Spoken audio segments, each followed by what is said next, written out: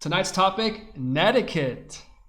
Alright, what's up internet? What's up metaverse? My name is Dan. Welcome to my channel. If this is your first time here, I like to talk about the polyglot journey, digital communication, and anything related. Alright, so once again, here I am on my Twitch stream. I'm recording this live on my Twitch stream, Twitch MetaDann, link in the description. And once again, I like to take a little bit of time on my Twitch stream to record this for you guys on YouTube. And like I was just saying on Twitch, I'm hoping that YouTube peeps go check me out on Twitch, and my Twitch peeps go check me out on YouTube. I feel like these two channels are connected, but you know, we'll see how the flow works. But for now, I'm gonna record this and I'm gonna upload it to YouTube, and I hope that you guys like it. So, NEtiquette. Let's talk about NEtiquette. So tonight's topic is NEtiquette, and I have 3 talking points. The first one is texting, second one is languages, and then the last one is on traditional etiquette. So before I get on to the talking points, first let's read a definition of NEtiquette, which I found just by Googling. NEtiquette, the correct or acceptable way of communicating on the internet. And I first heard this term, I'd say not too long ago, probably around 2010-ish, maybe a little bit before. I know that this isn't anything new, but I've heard it just like when I was talking about digital nomads. It's a term that I heard. It was around many blogs, run on Twitter, and then after a while it just disappeared. I don't see it, but I'm sure if we Google it, we'll be able to find articles and things related to it. I want to talk about it because, once again, I was reminded by this concept when I was sitting down and thinking about what can I talk about relating to digital communication. So let's jump on to the first talking point, texting. Texting technically started before these social media apps were popular, right? When it was just straight up texting on the cell phone. And before that, beeper. Anybody remember beeping? Anybody? Nah, just millennials? All right, anyway. But as apps like WhatsApp, Messenger, texting has evolved. It's more polished, you know, with stickers and everything. It's not just words anymore. What I love the most about the latest advancement in texting is being able to send audio messages. So regardless, I think that right now, this day and age, texting is still a very popular form of communicating across country lines, communicating on the internet. And when it comes to NEtiquette, when it comes to the rules or the do's and don'ts, I'm not going to go deep into that on this video, but I do want to talk about 2 things regarding texting. First, the timing and the response time. So how many of us have texted someone and then maybe they respond to us saying, "Oh, I'm sorry, it took me so long to respond." Or maybe you yourself, sometimes when you respond to someone, you apologize for maybe taking a day or maybe longer to respond. Well, what I want to say is, hey, on the internet, we're connected regardless of space or time.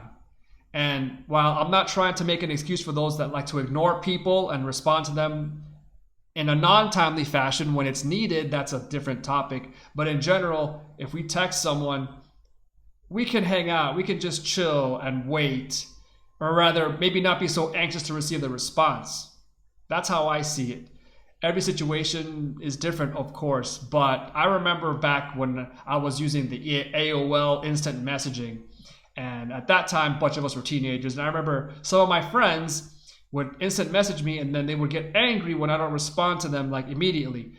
But I guess at that time, it was dial-up internet. You knew that you had to go through that whole process of dialing up before you can connect, and then people knew that you were on your computer as you were messaging them. Right now with our phones, yes, most likely our phones are glued to us. We carry them everywhere we go. Sometimes we might just leave them on the desk. We might leave it somewhere and go for a walk or something. It could happen, but most likely not. What I'm trying to say here with the first part is, I think now it's better if everyone is more lenient on the response time, especially if we live in different countries. Think about it. Now we have apps that connect people from all over the world for language exchange. And sometimes we're sending messages to many people and it's not like we're going to meet them anywhere. It's not like we have an appointment. So in that sense, hey, they can take a few days to respond. That's something different.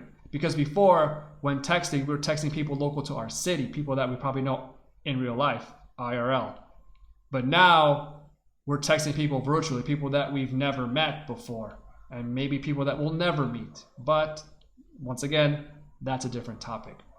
And as far as greetings go, wow, I just realized that I can make this a pretty long video, but I'm gonna go ahead and go through this as quickly as I can. And then of course, anyone leave a comment if you guys want to hear more about any one of these subtopics. Greetings, especially when we know that we're receiving text messages from people in other countries. Maybe we joined a social app, a language exchange app. Responding or sending a first message with a hi, nothing else. We've never met before. First time I get a message and it's just hi. There's a lot of red flags to that, because lately there are people that create bots, chat bots, or maybe even scammers that just try to initiate conversation. Maybe they're trying to shill you on something, you know. It's not a genuine person that really wants to talk to you, but a lot of people still initiate conversations with a hi. Now, depending on the context, you know, maybe you're in a community where you might have commented on each other publicly, and then you go for the hi in the direct message and the DMs. That's a situation where, hey, you know, this is someone that I've seen them comment. I know what they're saying out there. So, all right, maybe they're messaging me to initiate a conversation. Okay, but for the most part, I think now we should all start rethinking how we send messages, especially when we're sending just a standard hi. We could probably send a little bit more. For example, language exchange apps. Hi, my name is Dan. I'm American and I love languages. That's something that I started initiating with. Maybe I put a little bit more if I read their profile and I see that, hey, you know, this person, maybe they're native in Farsi, and hey, I'm also interested in learning Farsi, so I can maybe include that. Or maybe they're Brazilian and speak Portuguese. In that case, I can switch my language. Now that will be an excellent segue to the next talking point: languages. So this is the internet. We're more connected than ever before. What language do we speak? The easy answer, the short answer is we speak English. I've thought so many times on my Twitch stream, on my YouTube, should I speak in English, Spanish, Portuguese? And I've concluded that for now, starting off, I'm going to use English, because English is the common language for now. And right now, English is what we can use to pretty much talk to almost anyone. A lot of people speak English, although that does not, I wouldn't say that's an excuse to not learn other languages. But hey, it's what we have right now. And if you really just want to like talk to someone, get your message across, tell them something, share your story, for now, we can use the common language. And about that, I still think it's very important to learn other languages. Because, for example, if I am on a social app or a language exchange app, and for some reason I'm talking to a lot of Brazilians, for me, it would be great to be able to learn from the language and from the culture. Because I'd like to travel to Brazil someday, yes. But also because, hey, I don't know when I'm going to travel to Brazil, but I know that right now I'm speaking to you, and maybe you're Brazilian, and maybe another time I'll speak to another person that's Brazilian, and I'd like to learn about the culture. That's a personal interest of mine. And of course, the language. And I can switch up the language. In the case of Portuguese and Spanish, I can speak in Spanish or Portuguese, but maybe in French, not quite there yet, but I would still, for me, I'd say I'd make the effort. I don't like to think that, hey, just because English is the popular language by default, we just have to speak English. I'll be willing to switch it up, and I hope that others would as well. All right, final talking point on traditional etiquette. So, the purpose of traditional etiquette, from what I've researched, from what I've seen, which again wasn't extensive research, but the purpose of traditional etiquette, this is the etiquette that we are faced with in real life on people when we go to a party or a social gathering, is to be aware of other people's feelings. We don't want to do things to make others feel uncomfortable or do something that just causes a stir. That's my general quick way of saying it. And from that, I'm sure most of us have seen situations in which you should act a certain way or not. Once again, we're going to right and wrong. Could this be applied to the internet?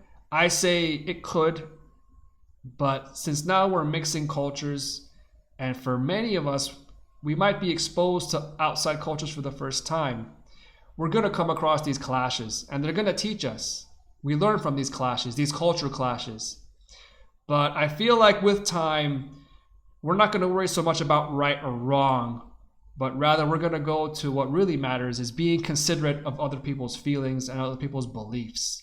So here's to more connection on the internet and more conversation in English and Spanish and many other languages. Thank you. YouTube, check out my Twitch, MetaDann, link in the description. And yeah, see you guys on the next one. Cheers.